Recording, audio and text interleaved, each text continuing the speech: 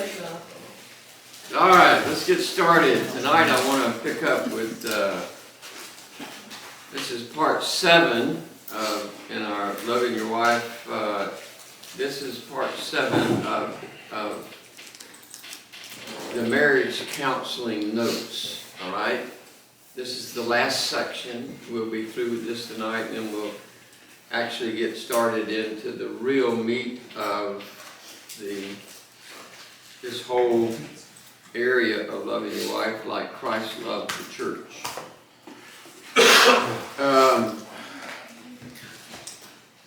This section is on nurturing, all right?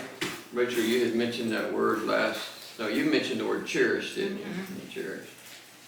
This is about nurturing and what it means to nurture one another. Nurturing is simply taking care of one another and meeting each other's needs. It's like being each other's caregiver, if I can say it that way. That's kind of a simple way to say it, but maybe oversimplified. But nurturing requires a great deal from us, and the reason it does is because it costs us something that it's amazing to me how difficult it is for some people to even consider the idea of nurturing their mate. I was doing some marriage counseling with this one couple, and I would meet with the husband. Individually, and my wife and I would meet with the wife together. And I started talking to him about terms of endearment, that it would really be nice if he would just use some terms of endearment like sweetheart, baby, what are some other ones, darling, just other things than Brenda, you know. I never go to bed at night and say, Brenda, I love you. I just don't do that, do I? We kind of laugh about it just because we know it's sort of a joke. But I'll say, Brenda, good night, I love you. And robotic, just like that. Really, that's exactly what it sounds like. And we just kind of start laughing. It's sort of a joke to us because I rarely ever call my wife by Brenda. I remember when I was growing up, you know, if you did something wrong, sometimes my mother would call me by my full name, Carlton Gary. You know, you've probably done that to your kids sometimes, you know. That's not a good sign when they do that. But it costs us, but when two people feel loved, they feel like loving. So the more that you do to nurture your wife, the more lovable she's going to become. And vice versa, the more that you nurture your husband, the more he's going to feel like loving and especially loving you. Right? That's what nurturing is all about. I think the problem is in the culture in which we live, I think the divorce rate is just evidence of that. I don't have to go over that. Is that couples fail, they have so many walls built up between them. And I would say that the biggest wall that they have built up between them is that they do not know how to communicate with one another. And especially communicate with one another in an affectionate way. My wife and I, I hate to just be using me as an example, but she's the only wife I've got, so I'm going to talk about. So you're not Mormon, right? I'm going to use her, but we're lovey-dovey all the time. We'll be lovey-dovey going home tonight. She was driving yesterday after I'd gotten my shots, and we went and picked up James, and we went out to eat and stuff, and on the way home, after we had gone to physical therapy, she was driving, and I just reach over, touch her arm, just squeeze it, rub it, and just tell her how much I loved her. This goes on all the time. This is not abnormal. this is the way that God wants you to nurture each other.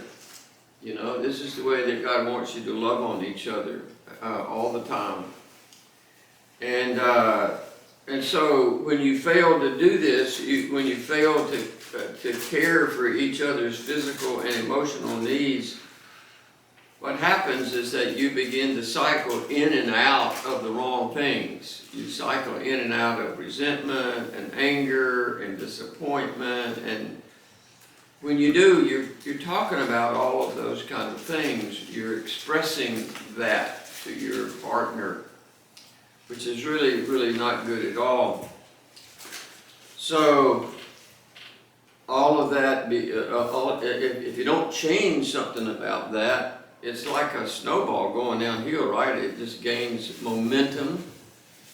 It just creates momentum in the relationship that's very negative.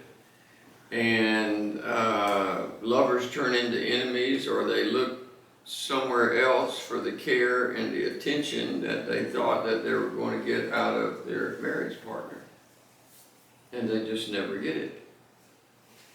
It's amazing to me how many couples I see that don't hold hands, don't put their arms around each other.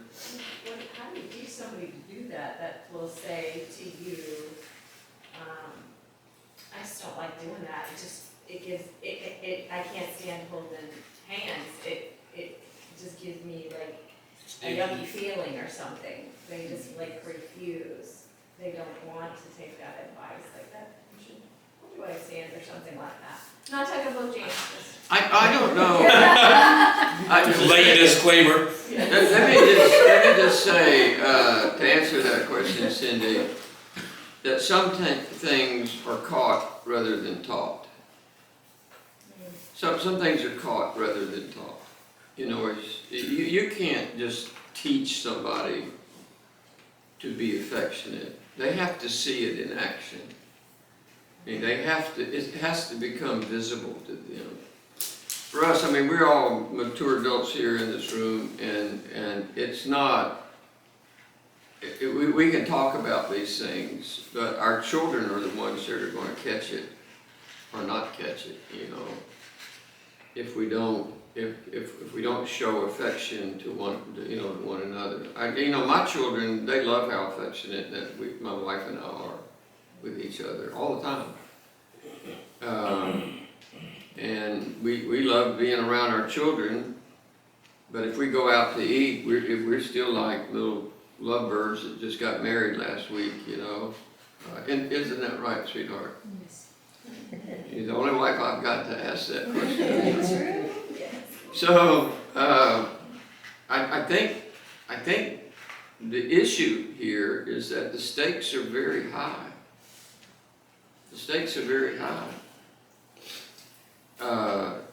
If this doesn't happen, if this nurturing doesn't really take place in a marriage, I think the problem that we have in nurturing is very basic, because what we need most of the time is very different than what our partner needs. That's a very fundamental, basic area of marriage counseling that you have to repeat, right? You know, teach, repeat, teach, repeat. Is that your partner is different than you are. They have different emotional needs, physical needs, they have different bodies, the whole 9 yards. Everything is different than they are to us personally. And so what that does is that because they're different than what we're like and what we think our needs are, it makes their needs a little bit less significant than they actually need to be. Make them smaller. And that's not good. That's not healthy for the relationship at all. So the inevitable result is that we just wind up ignoring that or ignoring them. The principle is very simple. We have to learn. We have to learn what's important and meaningful to our partner. We have to learn what's meaningful and important and determine whether or not we are meeting that need or neglecting that need. If you know that your partner needs something, if that they have a real strong propensity or a real strong need for something in their life, you need to go meet that need. If it's a strong need and you don't meet it, they'll find somebody else to meet it, which is the really, really dangerous part of what we're talking about here. It happens all the time. Might be somebody at work, it could be somebody in your church. It could be, I remember years and years ago, we used to have graduation for Covington at a particular very large church when we would graduate nearly 300 people every year, and they had a wonderful pastor. I mean, I just loved the guy. We'd go and they asked him to come and give one of the graduation speeches, and the next thing I know, this guy has gotten into a relationship with his secretary at the church. This is a large church. I don't know how you do that, but in front, I mean, it's got to be obvious to people, you I know know. I would not do it to make your wife the secretary of the church. Then you're still involved in a relationship with the secretary. So if you don't learn how to recognize your wife's needs or your husband's needs, if you don't, then you cannot have a successful marriage. Right? You just cannot have a successful marriage. You can't. You will not. You might have a marriage, but you won't have a successful marriage, and there's a big difference between the two.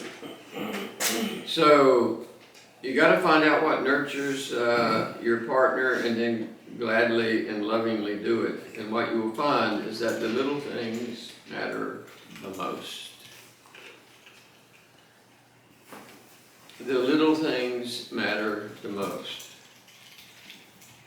You can buy a bunch of big things, but big things don't.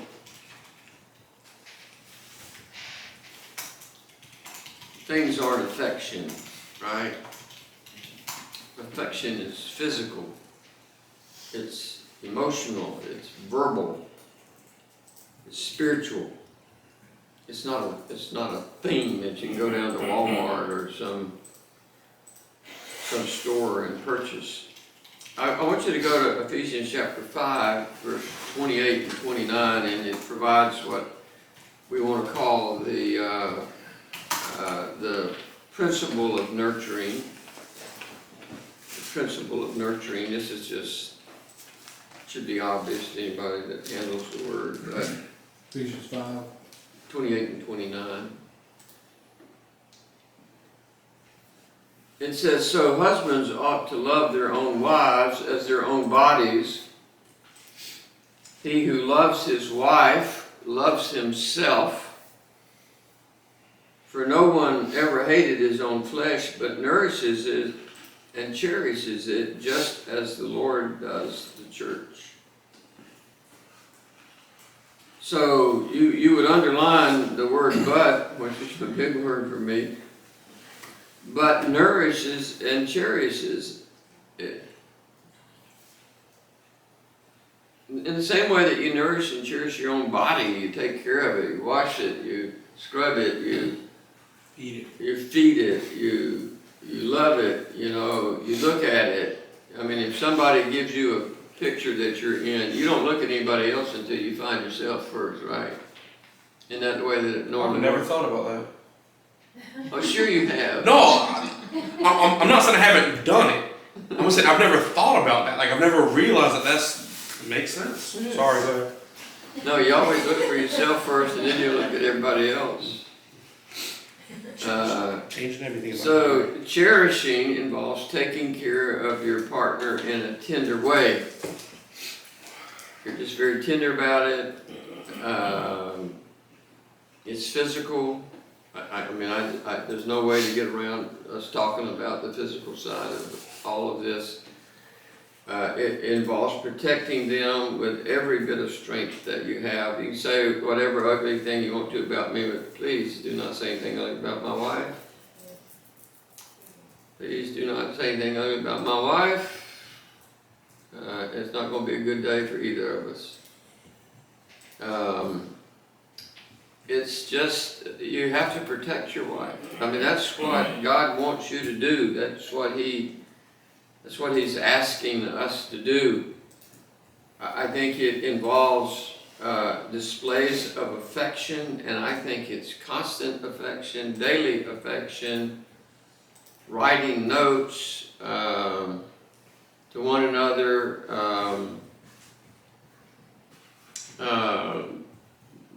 just snuggling and smooching and whatever you want to call it, holding hands, just walking close beside each other.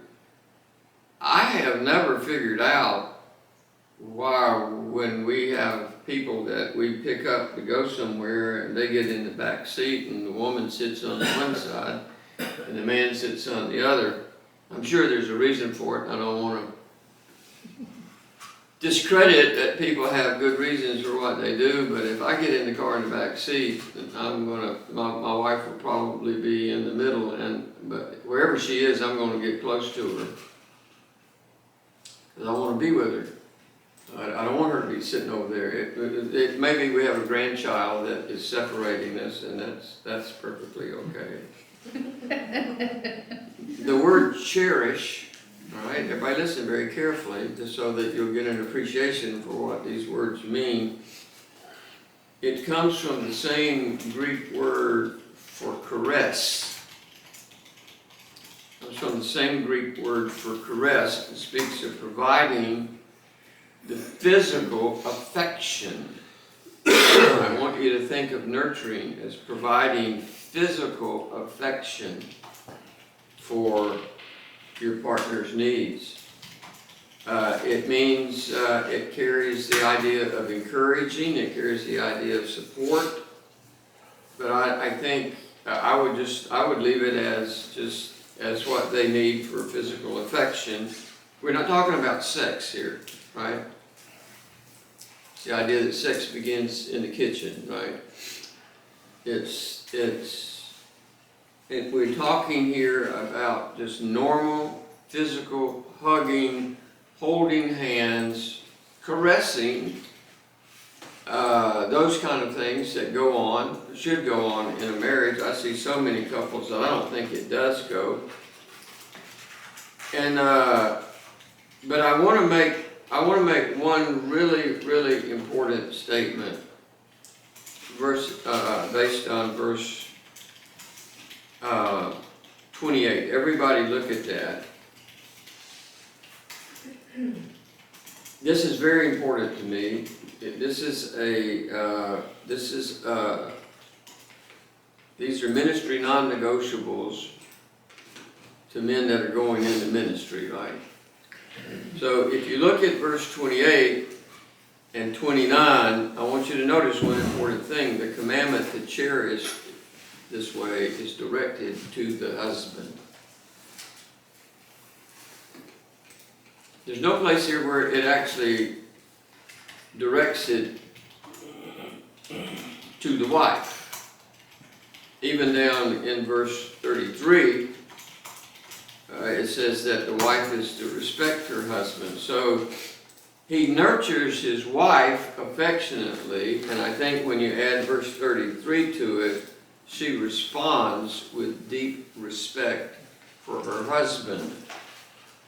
And I think the way that we would want to simplify that is to say that women need love and men need respect. Okay? I think that would be the right way to say it. Women need love and men need respect. So the way that men get respect is that they nurture their wife, give them love, and then their wife respects them. I want to give you 4 different areas related to nurturing. I'll give them, these are different ways that you can nurture your wife. the person that you should love more than anybody else on the planet, even your professor, so. We're supposed to love you? Yeah, he's supposed to. You nurture your partner by, you nurture your partner by blessing them. By blessing them. So what does it mean to bless? How do you actually bless your partner? The word blessing comes from two Greek words which mean to speak well of someone. To speak well of someone. And so the way that you speak well to them is that you speak kindly to them. You know, most marriages that are not going well are filled with words that are scornful, words that are harsh, words that are, I like the word toxic, you know, words that are insensitive, words that are quick-tempered, all those kind of things. That's not nurturing. Whatever that is, it's the opposite of nurturing. If I had one, you know, if I can actually say it that way. So I want you to turn, if you would, to 1 Peter chapter 2 and verse 23. This just happens to be, this may be my third most favorite verse in the scriptures.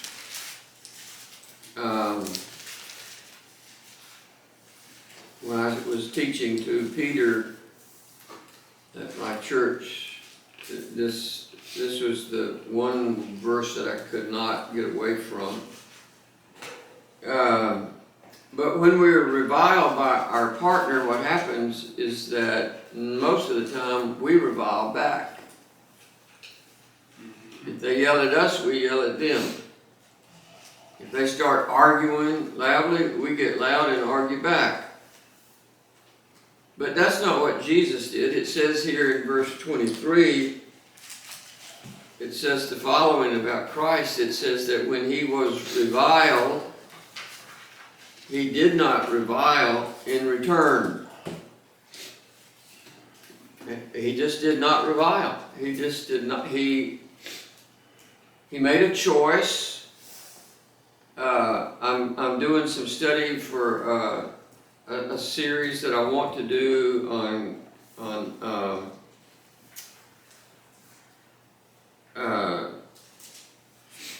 developing really good habits for your life, how you do that. You know, how you develop meaningful habits. Everybody's got bad habits. Some people have no habits. My wife has taught me a lot of good habits, just to go ahead and do it right now, you know, while you can. We get up in the morning and we y'all laughing. I love having the wives here. We always make up our bed before we get out of it. I mean, just as soon as we get out of it. It's twice as easy that way.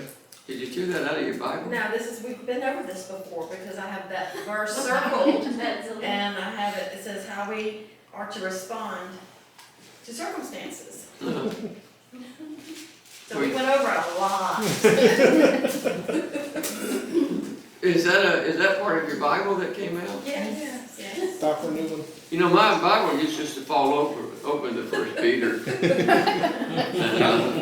First Peter's from I mean, the I've got tape holding my pages together, literally here. So it says that when he was reviled, that he did not revile in return, and when he suffered, he did not threaten. Somebody gets mad at you, you know, throws something at you, you don't threaten them, call him an idiot. But he committed himself to him who judges righteously. He just committed himself to his Father. It's hard to do. It's the right thing to do. I'm not disputing that. I said it's That's hard part to of do. the new study I'm going to develop, is that how do you develop the right habits for your life. So you'll never find God's blessing falling on your life when you have two people that are just lashing out at each other. It's a fist fight, right? You know, that's like two dogs fighting. You ever seen two dogs fighting? And man, I remember when I was a kid, I had a dog that was a chow chow. My goodness, I wouldn't buy a chow chow for any of my. I'd give a chow chow to one of my worst friends, and but Wait, what class are you developing, Gary? yeah, but that dog would get into more fights, and it's amazing how he would come home with his ear just kind of hanging off, you know, just hanging down. The other dog got a hold of the ear, and it's sitting there chewing on the ear and pulling on the ear, and all of a sudden half the ear comes off, and this poor dog looked like death warmed over. And he was a tough dog, but his ears didn't look good. And you can't, there's nothing good about when two people are reviling each other. There's nothing good about it. You have to stop. And you have to just commit yourself to the Lord. That's what it says, that's what Jesus did. And that God sort of take care of that. Reconciliation becomes so much more difficult. It's so much more harder to forgive. It's so much more harder, that's not right. It's more difficult to forgive. It's more difficult to forget. Ugly words are just awful words. They don't build up. They don't help anybody. Go to 1 Peter chapter 3, verse 8 and 9. This is going to be after the verse that we're going to study for the husbands, but it says,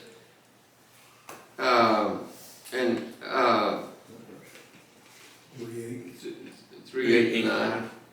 It says, finally, all of you be of one mind, having compassion for one another. I mean, having empathy and compassion and concern for one another. Love as brothers. Be tenderhearted, be courteous here. Not returning evil for evil or reviling for reviling, but on the contrary, blessing. Knowing that you were called to this, that you may inherit a blessing. You nurture by blessing. And what we're going to find is that there's a domino effect here that begins with Christ, of how he responded to things that were difficult, how a wife is to respond to something that is difficult. Even it says in chapter 3, verse 1, even if their husbands do not obey the word. And then it talks to the husbands likewise, and then finally, all of you. But that still includes the husband and the wife. Everything that we're reading here in verse 8 and 9 about inheriting a blessing comes from the relationships that are the most meaningful in our life. And then he says in verse 10 that if you love life and want to see good days, then refrain your tongue from evil. Just watch what you say. Guard your tongue. The second way that you bless your partner is that you do really kind things for them. Not as a duty, but as a blessing. I never want my wife to open the car door. She does sometimes. I don't want her to open the garage door. I don't want her to bring the groceries in. I don't want her to put the groceries in the car or in the truck. Isn't that right? That's right. Sometimes she'll sit there and hand me the bags from the what do they call it? The cart, the grocery cart. But I want to do the work for her. I want to do the work for her. I don't want her to do the work. If I can do it, I don't want her doing it. I don't like her going to Walmart by herself. I don't even really like her going to Walmart. But I especially don't like her going to Walmart by herself. Yeah. And you got to think about what they really like, and then do it for them, right? If your wife likes something, men, and you know that she really likes it, then go do it for her. Go get it for her, whatever it may be. Just be a blessing to her. It may be small and insignificant to you, but it's of major importance to them. This is kind of funny, but Chris and Tracy know how much I love popcorn. I'm addicted to popcorn, right? You are.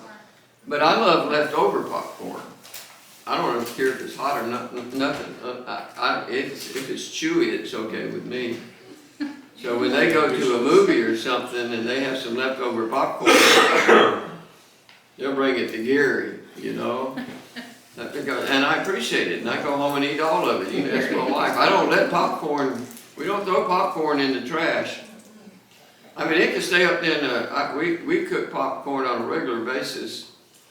We started, it's a tradition to do it on Sunday night after church and everything, and so we go home and we cook popcorn, and she fixes the drinks, and a lot of times I cook a big pot, so we have some left over, and I put it in. Pepsi? Yeah, we have Pepsi. That's really good for a cancer patient, right? No. So she fixes the drinks. Yeah, Pepsi, yeah. It's not a daiquiri. Sounds like there's a guilty conscience in the room somewhere. I'm just saying. No. So but the point is that there are things that we like. It may be small and insignificant to you, but of major importance to them. So you take care of the chores for them. I basically take out all the trash for my wife. When she does this sometimes, especially if I'm not there, when, you know, you build up things like, you peel an apple, or you got all the stuff, all the vegetables, and we like to put those in our compost pile, and it's out there. It's behind the house, you know, behind the pool back there, and so I don't want my wife walking back there doing all that. You know, it's just a little bowl like that, but it's sitting on the counter, and when it gets full, I want to take it out there for her. Go places with them that they normally enjoy to go. I used to hate shopping, but now I love going shopping for one reason only. Your wife. Because I get to go with my wife and be with her. That's the only reason. I'm not a shopper. I'm a better shopper now than I You're a used to be. seasoned. I'm a seasoned shopper. He is a shopper. Huh? You are a shopper. Well, I like to buy all of my wife's clothes for her. I know that Tracy's told me that Chris would never stick out any clothes for her. But I have good taste, Chris. He's implying you don't, Chris. Yeah, Yeah. I am lacking there. Yeah. But, you know, go places that you normally enjoy to go. We love going to Old McDonald's Fish Camp. We've kind of got addicted to going up to Sheely's. Isn't that the place? Man, they got good food up there. It's just a long drive, but still fun. Wash the dishes, make up the bed. You know, I help my wife wash the dishes, right? You're supposed to say, at that point, that's your cue. Okay, we've got this plan. You say, oh, he sure does. He sure does. Yeah. And I don't mind washing the dishes and cleaning up, especially when we, finish eating. It's kind of normal. Just do the simple things, the acts of kindness for them. There's some husbands that never do this, that never do these kind of small things for their wives. Chris does. Yeah, that's great. That's great. He does. I appreciate it too. He's blessing you. Yeah. You work as hard as he does. Chance does too, but he didn't do it before you guys came over the other day. Okay, your house. I love what these conversations turn into. I really do. That was I'm gonna find you a wife. Get I'm a lot. looking. I've had many people say that to me before. Yeah, our house was a mess. No, I'm not, but these were in the notes before I went to your house. So, But I do the dishes, but I usually do them right before she gets home. I do them at the last minute. He does, I catch him on camera. I feel like I talked to you two enough to be able to verify everything you're saying. Because I talked to you, y'all were coming back from somewhere one day, and I was like, it's gonna be super quick, and it's never super quick. No. And, he's like, all right, we're home. I'll give you a call back in 15 minutes. I gotta get out and open the garage door and take the groceries in. And then I talked to James. James was washing dishes the other day. Didn't skip a beat. I don't know if you got a Bluetooth on. I had the earbuds in and I was washing them dishes. Yeah. the third way you bless your partner is by expressing thankfulness and appreciation. Makes you okay. I couldn't tell you how much my wife does for me. She doesn't like me folding up clothes. Because you do it wrong. Well, it's true. I mean, Listen, we got to James and Cindy's house the other day, Oh my goodness, yes. and the towels are out there, and we hadn't even got into the, we haven't even sat He down. didn't tell me, I thought it was him. And Brenda, did he tell it was you? I never said that. I was like, hey, did you do these towels? And you're like, No, I did not, you man. must not have heard me. Huh? You must not have heard me. I didn't hear you. He told me, just tell her you did it. Don't tell her Brenda did it. He I said, I can't do listened that. to Didn't I say I can't do that? Yes. I was thinking, wow, he's really improved. Like, Oh, great. Wait a minute, what about all the other times that I've done it? it's not difficult to she loves you enough not to tell you you're doing it Oh, wrong. she's talking about that technique. The Yeah, if she does it, it's really That's neat. what I'm saying. I mean, my wife has literally unfolded the towel and refolded it after I did it. Yeah. I'll bring a towel someday. Because she loves you enough not to tell you you did it wrong, so she's going to fix it. You have to fold it into a loaf. It's a loving package. It's a little That heart won't shape. tip So, over. let me just say, you can be an encouragement to someone Yeah. with that. I went and helped my son-in-law while my daughter was out of town clean up real good. She doesn't know that I did it. She thinks he did it all. But he was appreciative. That was an episode of Andy Griffith. Well, what you want to do, this idea of expressing thankfulness and appreciation, if your partner does something for you, express it verbally. Acknowledge it. Verbally. I mean, don't just kind of look at her and walk away and smile. You have to say it verbally in a way that's meaningful to her. If you hurt her or offend her in some way, make a conscious choice to seek forgiveness. That's huge in a marriage. I mean, that's absolutely enormous. That's ginormous. That's my word. Good work. I don't think that's a real word, but it's a word is I made. today. Is it a real word? It is today. Oh, hallelujah, ginormous. If they cook supper, always tell them how good it was. My wife made a wonderful salad last night when we got home. We were both very tired. We left at 8:45 and we got home at about, 7 o'clock? Oh, mercy. Just going to doctors, unbelievable. Folding my clothes. Yeah, we spent about an hour and a half over at James's, we just needed a place to go crash for a little bit, you know. Fellowship.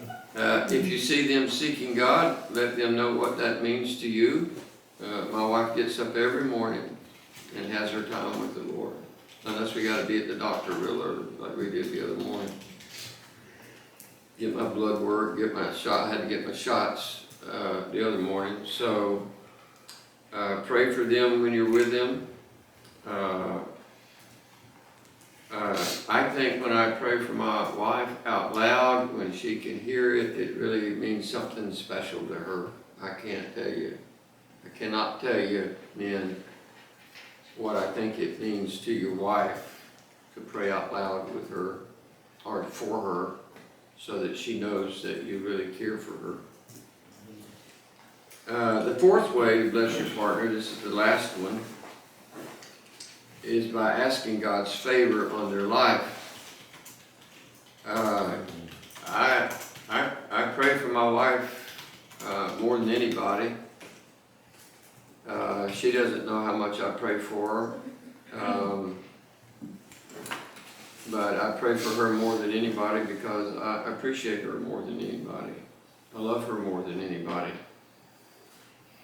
And she's the one person, James told me he ended up his essay on loving your wife like Christ loved the church, and he said, Gary, he said, I stole your line. And I said, now what was that, James? And he said, I said at the end, he said, my wife is the one person that I can't live without. And I said, well, that's not original to me, but it's certainly good. It's certainly good. She's the one person I can't live without, you know. So when you pray for the blessings on your wife's life, be specific. I mean, be specific about what you want God to actually do for her. Don't ask God to change your wife. Please. Please don't ask God to change your wife. Ask God to change you. Right? Ask God to change you. Forget about what He might do in her life. You ask Him to change you so that you'll be the kind of husband that she needs. And you'll be a lot better off. And pray for their spiritual needs, for any physical needs they may have, and for wisdom as they navigate through life with you. Number 2, you nurture your wife by edifying them. You could use the word partner. This is about loving your wife, but I think you could use the word partner here. And I don't mean a female partner. I'm just talking about a wife for a husband and a husband for a wife. But you'll find that your life is either building up or tearing down your marriage partner. Every day. You're either building her up or tearing her down. There's nothing in the middle. There's nothing in the middle. There's nothing neutral here. You're either saying things to her the right way, or you're saying things to her the wrong way. You're doing things the right way, or you're doing things the wrong way. You're either listening to her, or you are ignoring her. You're either talking to her, or you're not listening to her. These are very, very real things that go on every day, and what you say to people is generally what you receive in return. The way that you treat people is generally the way that they treat you. I think this is normal Christianity. I think this is life. This is real life, right? That's the way people treat you. I always love to hear Chris talk about his law enforcement. I'll never forget one day we were coming home from Nashville. We pull up to Aiken, and we come to a stoplight at number 1 and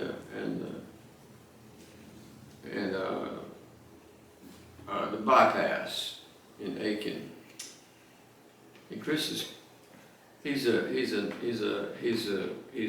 goes on drug raids and all this kind of stuff, and he's always, you know, in these unmarked cars, and he's crawling. I remember one time I called him and he says, "I'll have to call you back. I'm on a, what'd you call it? I'm on a stakeout." Yeah, I was laying out in a field watching a murder suspect's house. And I'm crawling around in the field. Yeah, what you need? I'll have to call you back, Gary. And, but he pulls up to this car, and it's a very suspicious looking car with about 4 guys in it that look like they're all meth heads and taking drugs and stuff. And he doesn't, at this point, Chris doesn't even know he's on automatic here. He doesn't even know that I'm in the car. Chris, you know, it's your friend Gary here. And Those habits are hard to kill. I mean, and he's just looking and but he'd tell me about how to diffuse things. You know, that's the point, when he would get into a really difficult situation, and how when somebody's angry at him, maybe it was just a simple traffic stop, and how he learned how to diffuse things. And the worst thing was to have some young kid that didn't have a clue what to do, and all they did. What did you say to me the other night? You said they actually make things worse. Maybe it was last week. People, Sunday morning, so you can pick a fight real quick. That's right. It's easy to pick a fight. And maybe said that in church on Sunday or Any something. you can pick a fight, Yeah. but it's hard to defuse. You can be stupid at any time, Yeah. right? So, it's like always telling your kids that they will never amount to much. You know, chances are if you keep telling them that, they probably never will. Mm-hmm. They probably never will. If you keep telling them how stupid they are. And, the word edify, you nurture your partner by edifying them, building them up. It just literally means to build somebody up with words and encouragement. So you build your partner up with words. Let me say it again, you build your partner up with words. Words, W-O-R-D-S. Everybody know how to spell that? I do, yeah. Okay, you build them up with words. I didn't bring my wife flowers every night. You know, just to get her to love me. Words are like flowers, right? They're better and cheaper. You encourage them. There are a lot of couples that spend the majority of their time just tearing each other down rather than building them up, and it's kind of a vicious cycle that never produces the results that you really are looking for in the marriage. Just keep tearing one another down. You know, just finding something to be critical about. Just speak in your mind about everything that goes on. All of us in here that are married know what I'm talking about. There's not a marriage on the planet that this hasn't happened to, where you got into a disagreement, you couldn't get out of the disagreement, and you're going to stand your ground, and you know, and until the sun doesn't come up, and there you are, and it's just a vicious cycle. And people that aren't Christians are really have difficulty with this. So you have to ask the question. Here's the question. Will what I'm about to say, will it build my partner up, or will it tear him down? But what I'm about to say right now, here in the next 20 seconds, is it going to build my wife up? Is it going to or tear my wife down? What's it going to do? Is it going to make her feel loved, or is it going to make her feel disrespected? What is it? Dishonored. And if you do not ask that question, most likely you will say something that tears them down. And here's what happens when you tear your when you tear your partner down with the wrong words. What you're doing is that you're tearing your marriage down. If you tear your partner down, you tear your marriage down. It's really very, very simple how that works. And so you'll find that encouraging words bring about harmony and peace in a marriage. And I think couples who nurture each other with words of encouragement and edification will not find it difficult to touch one another freely, to give the affection that we talked about earlier. That if you know how to edify and to build them up, then the other things, it makes everything else so much easier in the marriage.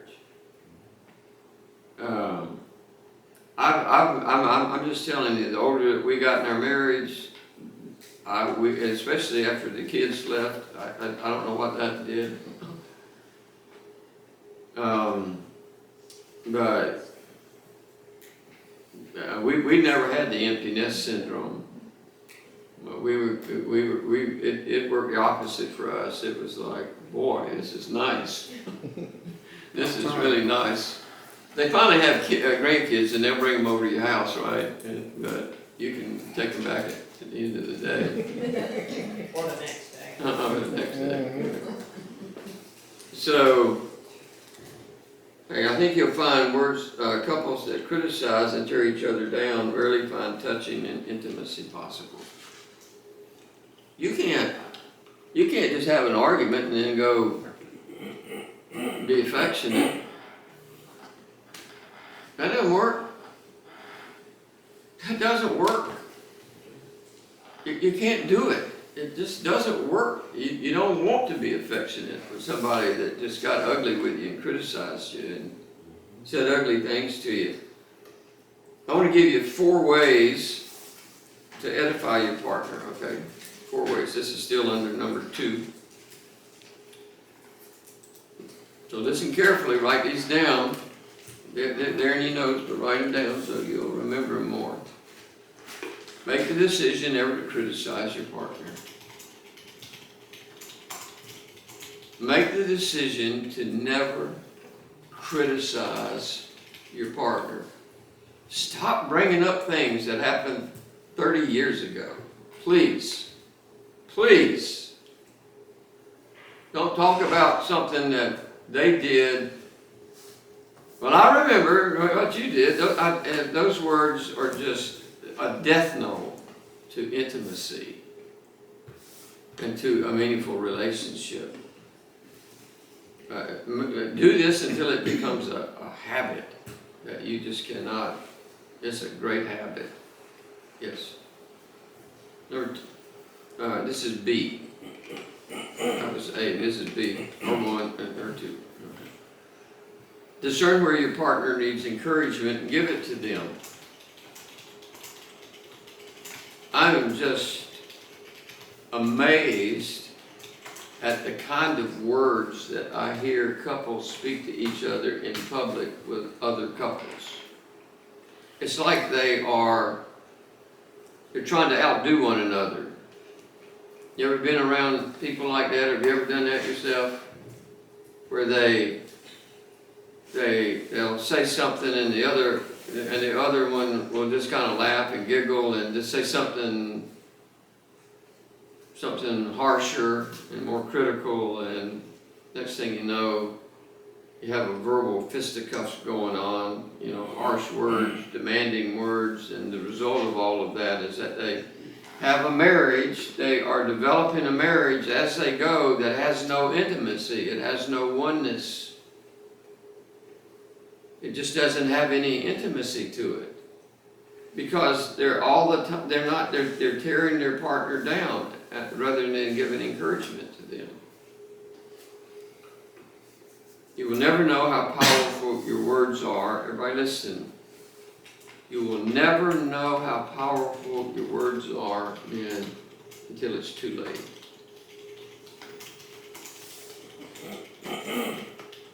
Until it's too late. Unless they're good, Huh? unless they're good words, Yeah, then you'll reap the benefits of them too. you will. You will.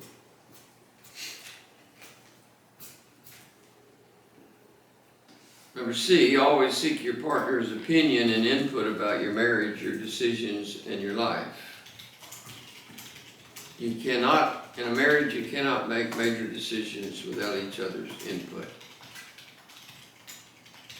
You have to be in harmony.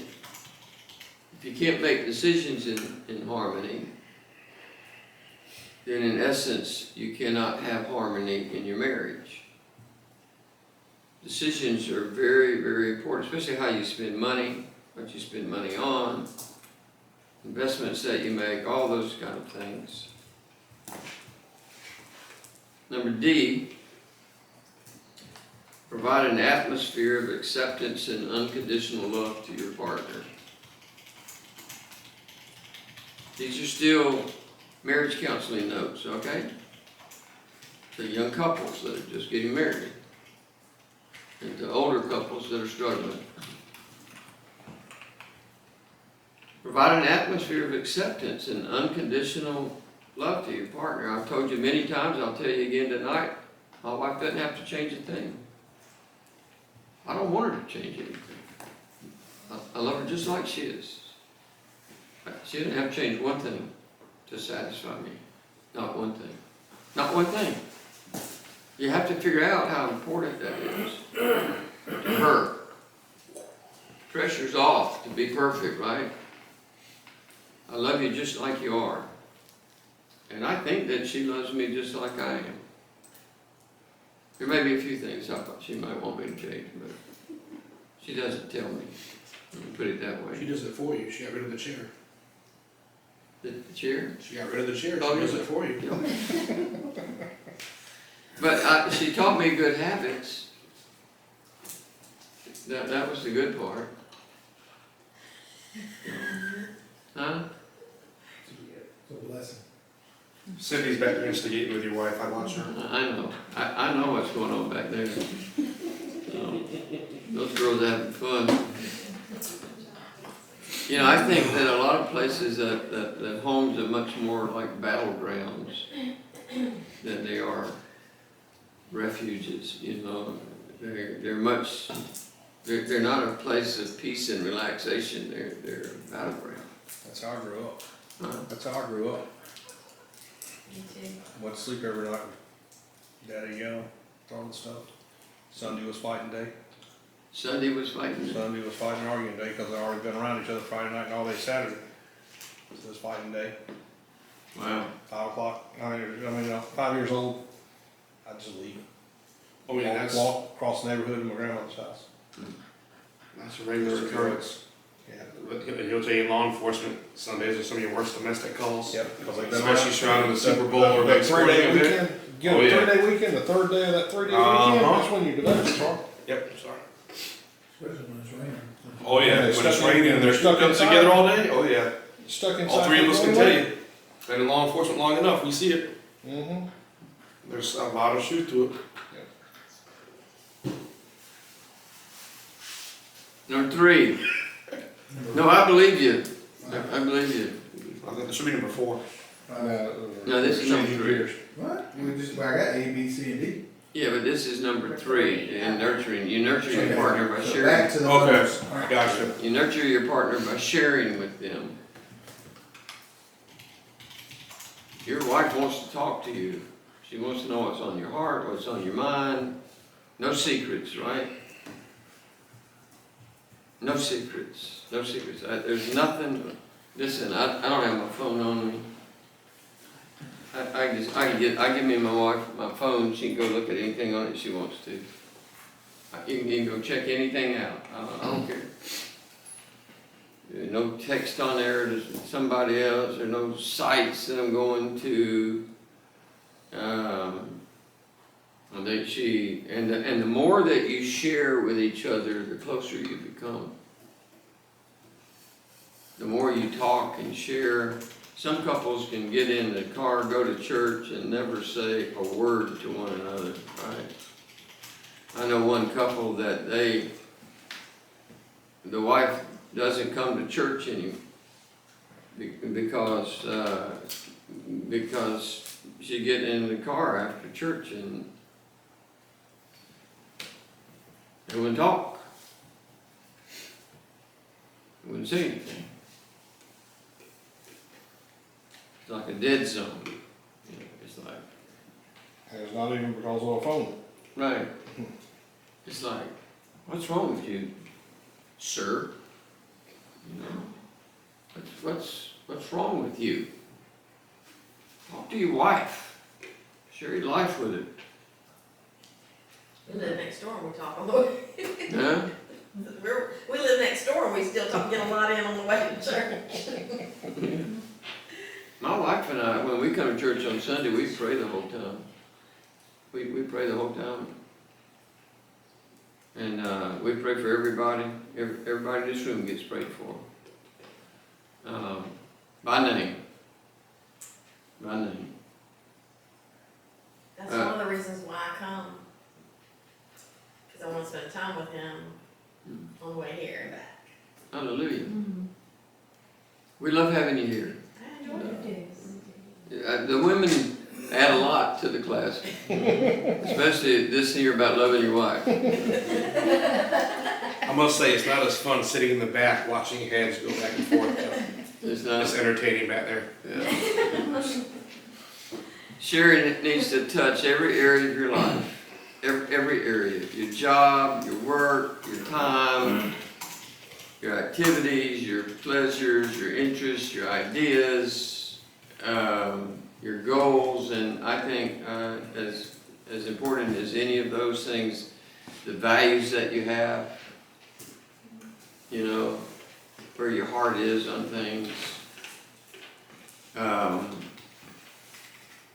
If you don't have the same values, if you do not have the same values, you will never be close to one another. You will never, ever get close to one another if you don't have the same values. I want to give you a few suggestions on sharing. Okay, these are obvious. You have to spend some quality time together. Hello, welcome to the real world now. You have to spend some quality time together. Maybe you need to get somebody to take care of the kids. Whatever it may be.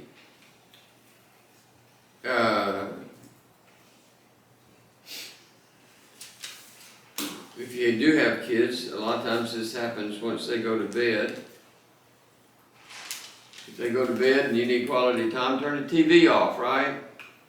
Turn the computer off. The phone away. Please, shut down Facebook so you're not scrolling through Zetterberg's machine here, listening to everything that you're saying, whatever, however that works. I don't know what they do. Read the Bible together, pray together. My wife and I last night for 1 hour, we got to bed about 11 o'clock. We had a long day and we got to bed about 11 o'clock and we stayed up for another hour together watching the revival that's going on at Asbury College and all the other colleges, the other 21 or 25 that it's spreading to, and what's happening in the Philippines and what's happening in Uganda. Massive, massive conversions in Uganda and the Philippines, thousands of people. I sent out, I don't know if you remember, James, that thing I sent out on Facebook with everybody rushing down at that stadium. It was like a stampede. One of the most dramatic things I've ever seen in my life. Was this recently? It was probably 4 or 5 months ago.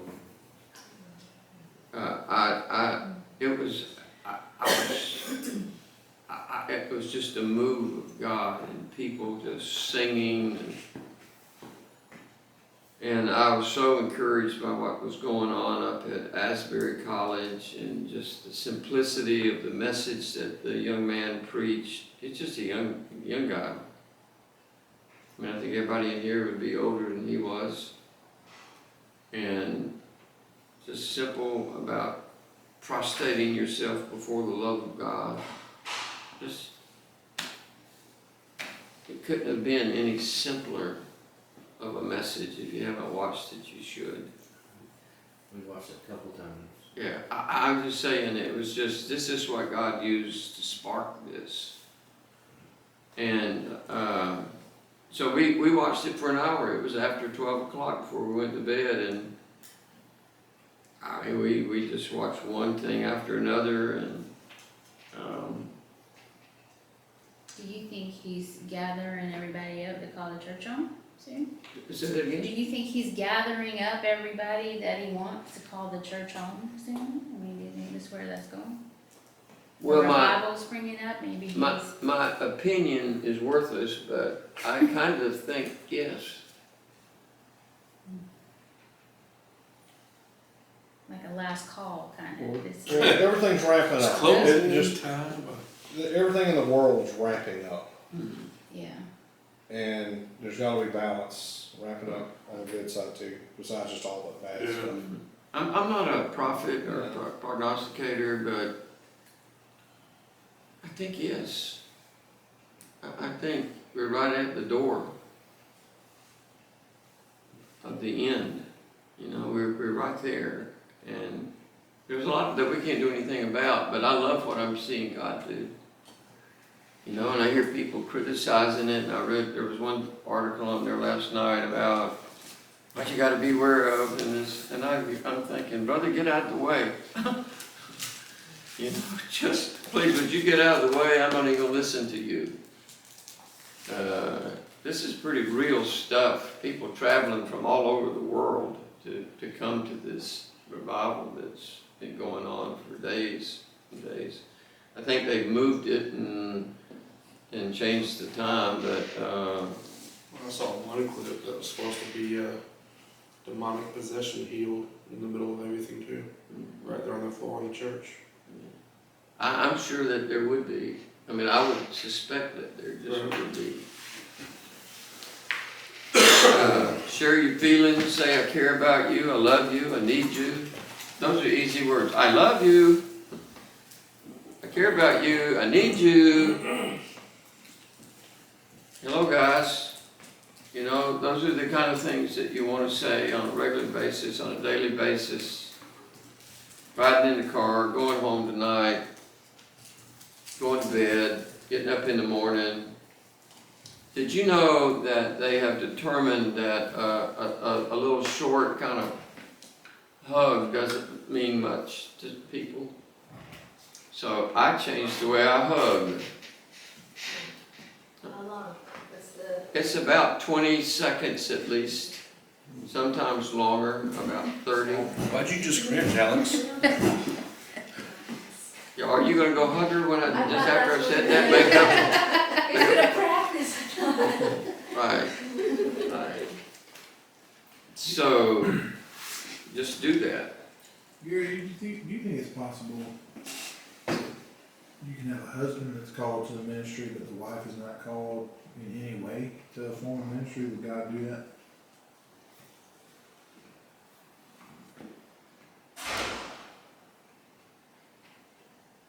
Is there a biblical example of that? Say that again. And is there a biblical example of that in the Old Testament that we know of? Huh? Hosea's wife? Yes, she wasn't called into the ministry. That's not. No, I'm trying to say it's a great question. Well, I just mean because it's not a contention. We don't have problems with it, but it's, you know, things that I will get. I get one track mind, like tunnel driven on stuff, and that's all I want to talk about until it's completely talked about. And sometimes it's, I don't want to say it, it's over her head. No, just because she hasn't read or studied it as much as I have, but they brought that up, I'm called to the ministry, is my wife also gonna be called to the ministry in some way, shape, or form? Because every time I talk to a church, they want to know what my wife's calling is, to my ministry. It's to be your wife. She's And never it's for there, you. she's never there when I'm filling this out, but, you know, is she called in some form? Because she has gifts that I don't have that complement me. You know, she's my spell checker at the pulpit. If I can't figure out a word or figure out what I'm trying to say, she's usually close enough to. And our minds just happen to be synced up on that to say, hey, what am I thinking about, you know? Maybe they're not asking the right question. Yeah. Your wife is your most important ministry, period. Period. If you don't have a good relationship with your wife, you will never be, a great relationship with your wife, you will never be effective in the ministry, ever. I don't care who you are. I don't care how many degrees you have. I have 6 degrees. I think it's 6 at least, maybe more. And the thing is, it makes, y'all are one, you're one, Yeah. you're the same. She's your greatest testimony. And I wouldn't say, here's the way I would say it. I wouldn't say that what you're doing is over her head.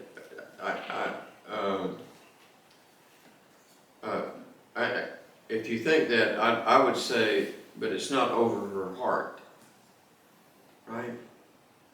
My wife asks me questions all the time, almost every day when she's reading the scriptures, and I'm sitting over in one chair reading the scriptures, she's reading the others. And it's not that my wife doesn't care about the ministry as much as I do. She knows that I might know more than she does about something. She asks my opinion about it, and it's her heart is in the ministry, you know. So I wouldn't let any of those interviews, I wouldn't let any of them tear my wife down in some way. Like, you know what a lot of churches want is that they want your wife to do everything too. And your wife is caring for your children, you have 4 children, which is a giant responsibility at this point in time. She is your sport. Yes. Yeah. Well, that's what Howie answered it. He said I support him. But they seem to. I'm very short in my answers when it comes to that, 'cause I'm not gonna volunteer my wife for anything. Yeah, they're wanting to drag you into teaching Sunday school, children's church, Take care of nursery, play piano, whatever, So I told something, him that you she know. could, if she wanted to volunteer for something, you know, after It's fine. we got You're to gonna church. organize everything, or you're Yeah. gonna be. Well, 'cause you always warn us about these small country churches, and that's everybody he's talking to is a small country church where the family's been there forever. 80% They're all of the the same. churches are small country churches. Yeah. 80%. So there's not a lot of other options out there. And they've always done what they've always done. Right. So, you know, things can change, and it doesn't mean it's a bad thing. Yeah. But should she be reading the same books that I read? No, no, I mean, should she, I don't think so. you don't think it would be beneficial for her to be No. on the same level? I think if y'all read together, I read with James. because then the questions can come, and then she gets more enlightened, or you might even get something from that. I feel like some of the things I read out of necessity more than I do out of want sometimes. But I just didn't know if we needed to be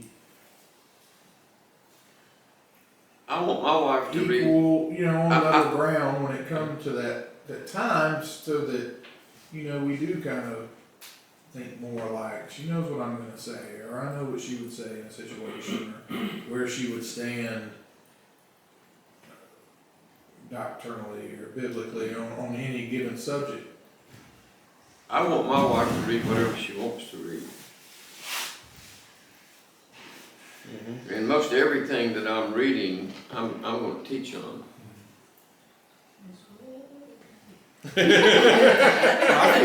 I think most churches get it wrong because I think I realize what they're really asking or trying to ask, but they're wording it incorrectly. It's like as believers, we're all called to be servants. We're all called for an area of service. And so I think what the churches are really trying to find out is, hey, what areas do your wife serve or women want to serve or something like that. But unfortunately, I think far too often it comes across as a loaded question of, well, where can we expect to see your wife at church? Mm-hmm. I think they mishandle approaching that topic. Or If some I could- pastors' wives don't wanna even be part of Right. one of the ladies' ministries, they don't even wanna, they just want their husband to go preach and they don't wanna be connected to nothing. Yeah. I mean, there's pastors' wives that don't even wanna have friendships with the other women in the church. So they made got a pastor's wife that's like that, and they wanna make sure that, That because you're some gonna of be the women connected. want to Yeah. know that That they you're gonna have have a a- wife that will pray. Yeah. With You're them, gonna you be know, connection. or they can call upon or something like that. And it's, I mean, there's just. So he has more follow-up questions to ask if one gets serious. Yeah. And I mean, I'm sure you're willing to pray with anybody, or, you know what I mean, that's. And maybe they don't mean it in the work context. I'm just Maybe. gonna take her with me in all my interviews. I You think you say, should. don't ask me, you can ask her, she's right here. Yeah. Well, remember what Bob I said? think you should. Bob said, ask my wife when she gets here. You're hiring me, not her. Well, and then, but also, you know, Tracy will see things that I don't see, Mhm.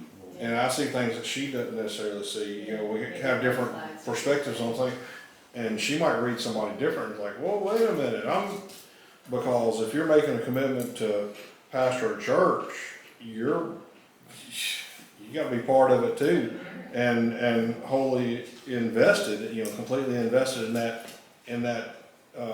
that calling also. And if you're not there, you're not comfortable, it's like, you better trust that gut feeling, something's not right here, this is not where we need to be. Yeah, amen. And, as long as it's not well, I don't like that person, I don't like her attitude kind of thing, you know, whatever, you know, which those things happen. But as long as you're just like, well, I'm just not comfortable with how this church runs, and because we can be blinded, like you say, tunnel vision, you know, where hey, boom, I like this is where I wanna be, and she's looking at it from outside like, did you see this? Did you hear what he asked you? Did you hear what he asked? Did you hear how he put That it? happens. That happens So with us. I would agree, you know, she should go there because you're both in that. Package deal. Yeah, it's a package You deal, want you know, and if she doesn't wanna be here, I'm not here, you know? You know, because, like, you know, if I wanted to go and do, you know, another job, if I'm, you know, take whatever kind of other career, if she didn't want me doing it, if she didn't feel comfortable with it, I wouldn't do it, you know, and vice versa. It's like, I don't care what it pays or whatever, no, because it's gonna have an effect on her also. And especially being a pastor of church, you know, that's a lot more involved with your whole life, you know, And the kids. and the kids and everything else and that kind of thing. So I think it's really important. I would, you know, yeah, I would have Tracy come along if that was the case for me, you know. I never go to an interview without Cindy, and I won't even schedule them. We schedule them around her schedule. Exactly what you said, Chris, because my wife picks up on things that I can't see, and she sees them. And we've left interviews, and she's been, you know, giving me her opinion. They asked us if we were saved. It was like, wow, don't they want to know if we're saved? I mean, they're assuming that we are, but it's like. Yeah. It's just like, Well, I think, and let me just say, just to kind of pull the string on this. To answer your question, I would say, this is gonna sound like a strange way to answer the question. I think you have to protect your wife from the church. Mm-hmm. The church will take advantage of her, of your family. They will. They'll get you to do everything. Where you at? They will wear you slap your fingers to the bone. You cannot let that happen. And you have to be, you have to be smart about how you talk to people, you know. You want to be where God wants you to be. You don't want to just go into an interview and be rude, but you got to protect your wife. I mean, I protect my wife. I mean, I do. I'm not going to, I mean, we're older than anybody in here. And I'm 75, she's 74. We're done. We have limitations. I'm sorry, honey, I'm dyslexic, it's really 47. Wait, hold on. So where does that fall under on these notes? It doesn't. Never tell your wife's age. Yeah. We don't care. We're way past that now. So. Well, they have children that have to be first, really, in a marriage. Well, You know, your absolutely. children have to, the wife has to be first to the young children, I think. Sure. At the stage you guys are in, you know. That has to be first, but I think you're saying the church will take advantage of that and be wanting. You have to protect your wife from the church. I'm just telling you. I think If you don't hear what I just said, that's true. the church will take advantage of your wife. I mean, they'll ask her to, the wives get burnt out more, I think the wives get burnt out quicker than the husbands do in the ministry. I think the statistics bear that out. Wow. And the family gets burned out quicker. The husband's gone all the time, he's just, you know, it's all those kind of things. Okay, number 4, I want to kind of get through here. You nurture your partner by physically touching them. You nurture your partner by physically touching them. Wow. How simple is that? How simple is that? But we're not talking about sex. We're talking about physical touching that is apart from sex, and it's absolutely essential for a good marriage. There are a lot of couples, I think, that have sex, but they don't have touching. That's just my opinion. I mean, I don't go up and ask them that question, but I think that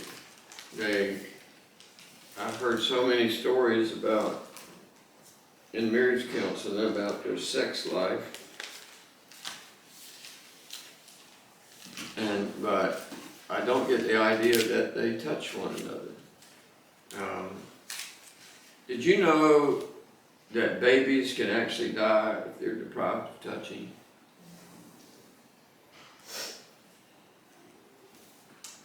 If they're deprived of touching, I mean, they've done experiments on this. I don't know where they find babies, parents that would let that happen, you know. Orphanages.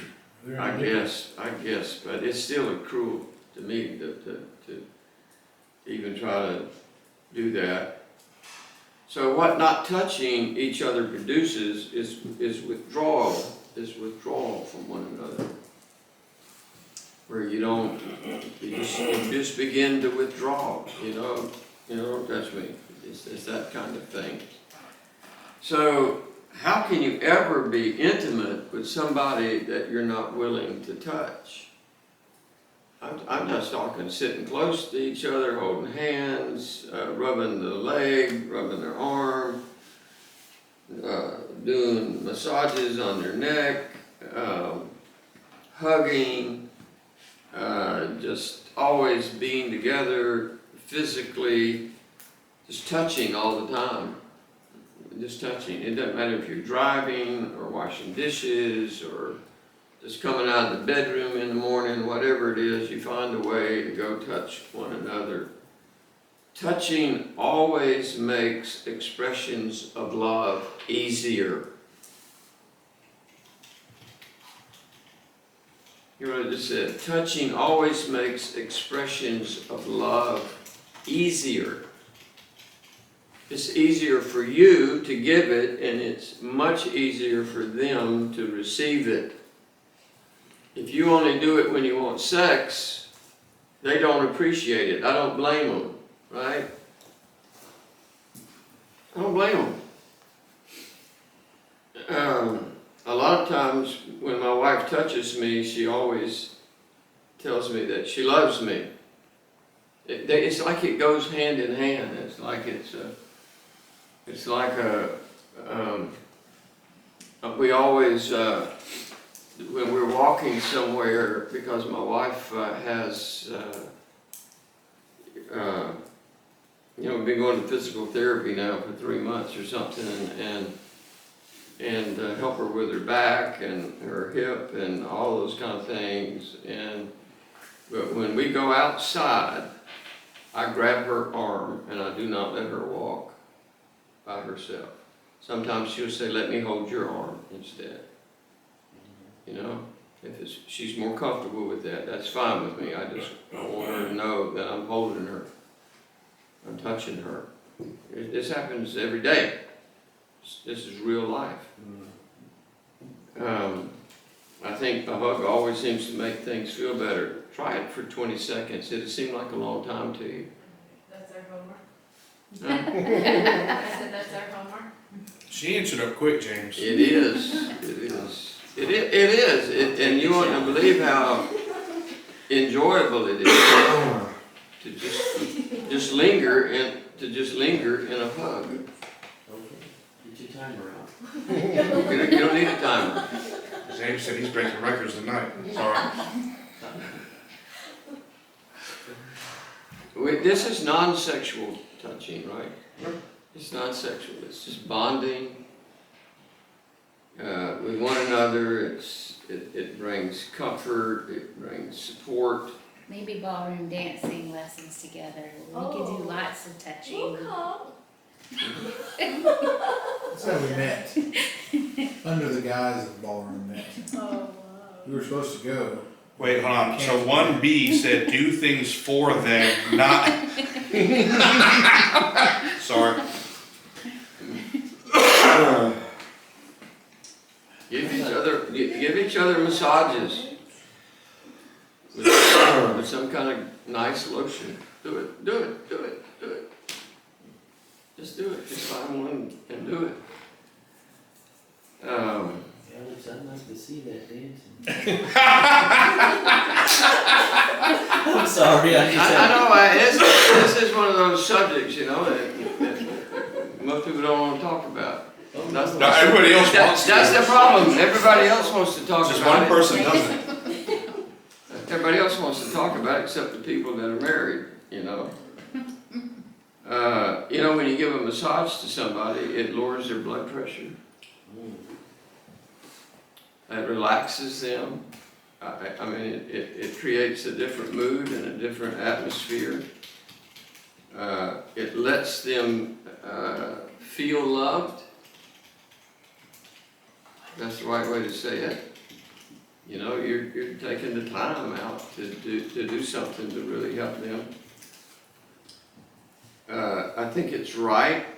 I don't know how to say this other than saying it. I think it's right to caress one another without the goal being to get in bed and have sex. It's just caressing, It's touching, it's feeling, it's all of those things. This is how you love your wife, right? This is how you love your wife. It gets real personal. It gets real. Hold hands when you walk. Never leave without a goodbye kiss. Just find times to hug, sit close to one another. All that kind of stuff that we've talked about. Go to bed at the same time. I think a lot of couples take baths together, showers together, If you got kids, that's a little bit more difficult, but enjoy each other's body. I mean, that's what marriage is for. That's what it's for. Just go do it, you know? Close the blinds. As Barry would say, you got a license. Huh? Said as Barry would say, you've got a license. You do, you do. Okay, I'm gonna stop there and, so that next week we'll start up with, Wait, so you're giving us time to revisit the ballroom dancing story? Because we got time. no, we're gonna let that go. That clock's moving. But I do wanna share my card that I got from Valentine's. Okay. I got a card that said, I never knew love like this. You're the best thing that ever happened to me, and no matter how many more happy things happen between now and forever, you are the thing that will still be the best thing. Hallelujah. I got a card, last year, I think it was for Valentine's, wasn't it, baby? Last year, I still got it, I use it all the time. It says, it talks about having a hot date tonight. Honey, I got a hot date tonight. And I tell my wife all the time, I do too, my CPAP machine. I tell my wife all the time, I said, sweetheart, I got a hot date tonight. Well, I got my card and the mug. All right. And I did not write it, but I couldn't add anything to it because I couldn't say it any better. So, I did.